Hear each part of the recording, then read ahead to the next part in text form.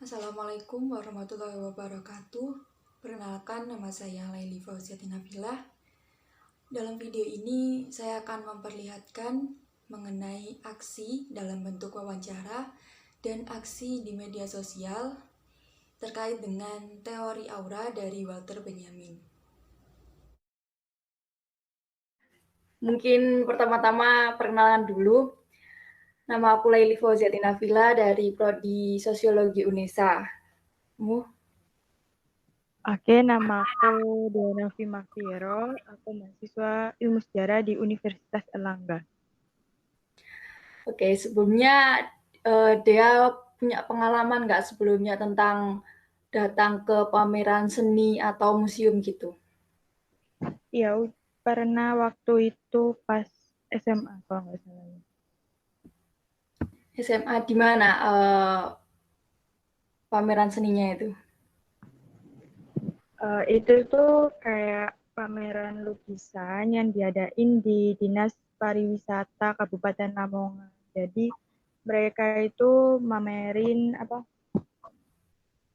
lukisan-lukisan karya anak-anak Lamongan gitu. Oh, terus dia di sana itu ngapain aja sih di pameran tersebut itu? Kalau aku pribadi sih lebih kayak nikmatin aja sih, kayak maksudnya lihat-lihat gitu, lihat-lihat aja sekeliling tentang lukisan itu. Sempat memotret nggak lukisan di sana? Ya sempat. Lalu pendapatmu tentang uh, memotret lukisan gitu gimana sih pendapat? Kalau menurut aku sih nggak apa-apa ya, soalnya kan uh, kayak buat kenang-kenangan gitu loh. Kalau aku pernah lihat nih lukisan ini kayak gitu sih, buat memori aja. Nah, pemotretan karya seni itu masuk pada proses reproduksi karya seni. Reproduksi karya seni itu dapat menyebabkan aura dari seni itu menghilang. Kenapa sih aura dari seni itu dapat menghilang? Karena kalau kita memotret karya seni, kita tuh dapat mengirimkan karya seni itu ke orang lain kan, dan itu dapat ya seperti yang dia tadi bilang kalau nanti kalau pengen lihat lagi itu nggak perlu ke pameran tersebut atau melihat lukisan itu lagi ke tempatnya, tapi kita hanya lewat HP aja gitu. Nah, jadi sebaiknya ke depannya itu kita itu tidak melakukan pemotretan karya seni kembali gitu. Oke, dilihat. Baru tahu sih kalau uh, motret lukisan atau karya seni, tidaknya esensi lah dari lukisan itu, baru tahu sekarang.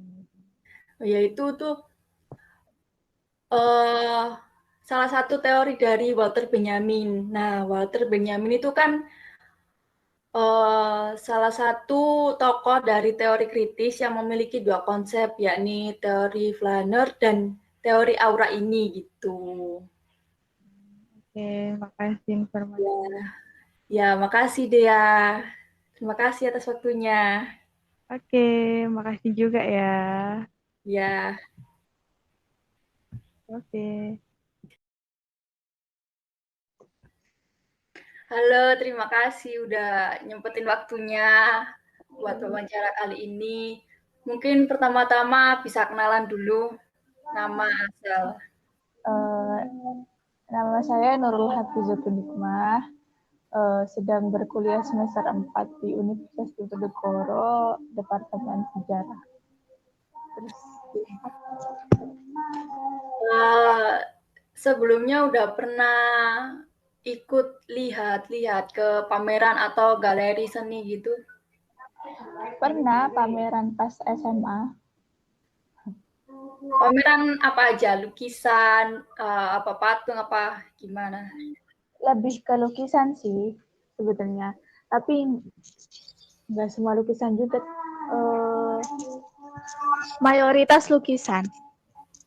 Oh, mayoritas lukisan. Terus Ima sama orang-orang di sana itu lebih ke melihat lukisan apa lebih ke memotret lukisan itu? Ini jujur aja ya, kan kita ke sana tuh bukan untuk kemauan kita sendiri, tapi kita ke sana untuk tugas. Jadi ya mau nggak mau harus ada satu dokumentasi buat kita tunjukin kalau kita udah ke sana, foto bareng-bareng sama kelompok. Di luar dari itu kita banyak foto tapi ada kitanya gitu, bukan cuma foto lukisan aja, tapi ada kitanya juga di sebelah lukisan tersebut, seperti itu. Oh, jadi nggak hanya fokus untuk memotret lukisannya, tapi juga sekaligus dokumentasi juga, ya. Lalu, menurut Ima sendiri, kalau orang memotret lukisan itu gimana sih menurut Ima pandangannya? Untuk memotret lukisan sendiri, saya sebenarnya pro kontra ya, tapi 50-50 gitu loh Mbak. Dalam satu sisi setuju karena apa? Dengan adanya potret lukisan, biasanya juga kan di museum selama pandemi ini misalnya kan ada digitalisasi. Ya. Nah, itu gunanya apa sih? Gunanya untuk memperkenalkan bahwa kita loh punya karya ini di sini. Memperkenalkan lebih seperti itu. Tapi kalau untuk dijual secara ilegal, itu kan dimungkinkan dari memotret tersebut dimungkinkan untuk dijual secara ilegal. Itu yang tindakan yang menurut saya harus diwaspadai juga. Tapi untuk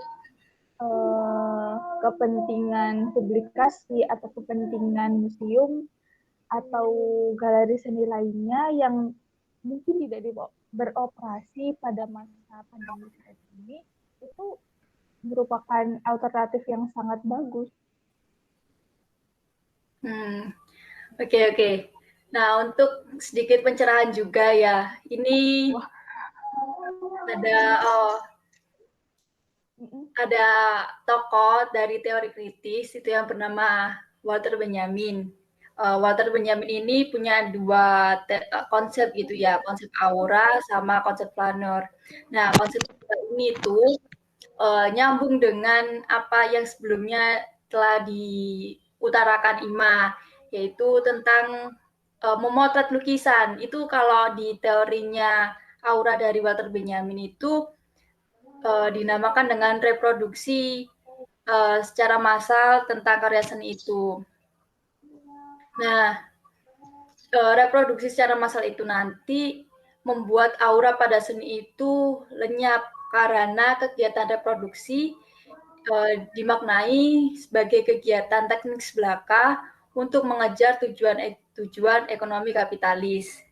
Padahal aura itu memberi makna yang dalam terhadap suatu produk yang dihasilkan. Jadi kalau misalkan Ima kan misalkan sudah pernah ke suatu galeri seni memotret suatu karya. Nah, itu di kemudian hari Ima kan sudah tidak perlu lagi gitu ya apa ke galeri seni karena Ima itu sudah tahu dan sudah memiliki hasil potretan karya seni itu sendiri gitu. Jadi sebaiknya kedepannya kita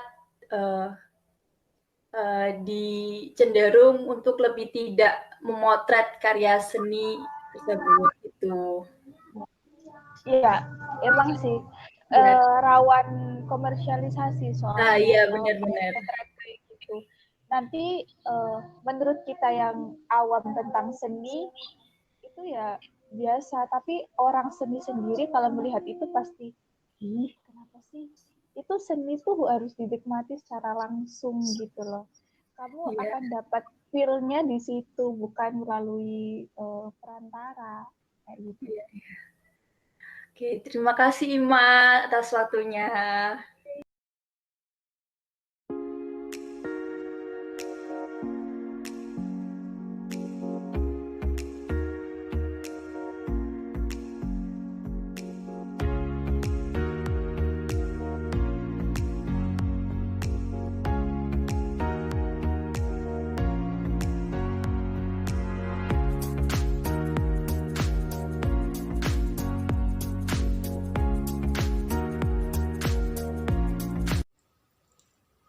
Sekian bentuk aksi terkait dengan teori aura dari Walter Benjamin.